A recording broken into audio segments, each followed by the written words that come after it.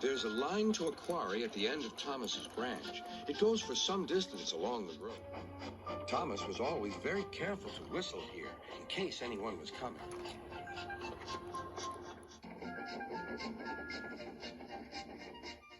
Early one morning, a large policeman was sitting close to the line. Thomas liked policemen. He had been a great friend of the officer who had just retired. Beep, beep, he whistled. Good morning. Thomas expected that the new officer would be friendly too, but he was sorry to see that he didn't look friendly at all. He was red in the face and very cross. Disgraceful, he spluttered. I didn't sleep a wink last night. It was so quiet, and now engines come whistling suddenly behind me.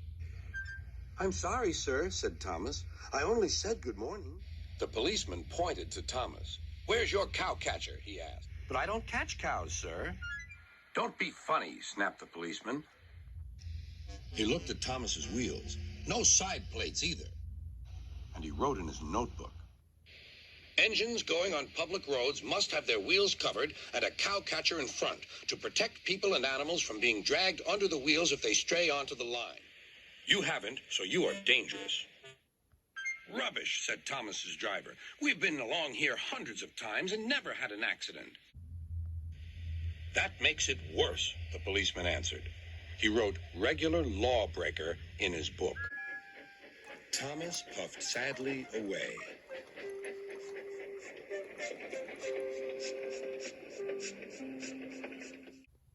Sir Topham Hatt was having breakfast. He was eating toast and marmalade. The butler came in. Excuse me, sir. You're wanted on the telephone. Bother that telephone, said Sir Topham Hatt. I'm sorry, my dear, he said to his wife. Thomas is in trouble with the police, and I must go at once. At the station, Thomas's driver told Sir Topham Hatt what had happened. Sir Topham Hatt spoke to the policeman. But however much he argued with him, it was no good. The law is the law, he said, and we can't change it. Sir Topham Hatt felt exhausted. I'm sorry, driver, he said. It's no use arguing with policemen. We will have to make those cowcatcher things for Thomas, I suppose. Everyone will laugh, sir, said Thomas. They'll say I look like a tram. Sir Topham Hatt stared. Then he laughed. Well done, Thomas. Why didn't I think of it before? We need a tram engine. When I was on my holiday, I met a nice little engine called Toby. He takes freight cars from the farms, but the trucks are taking over most of his work and he needs a change. He has cowcatchers and side plates. I'll write to his superintendent at once.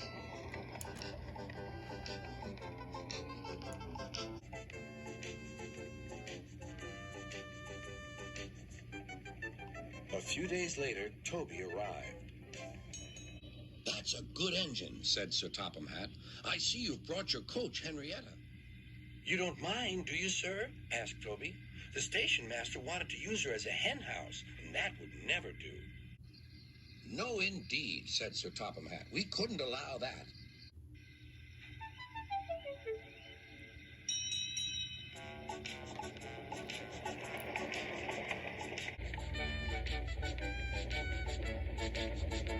Toby made the silly cars behave even better than Thomas did.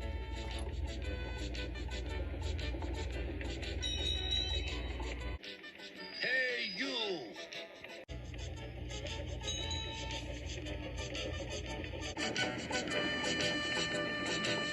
At first, Thomas was jealous, but he was so pleased when Toby rang his bell and frightened the policeman.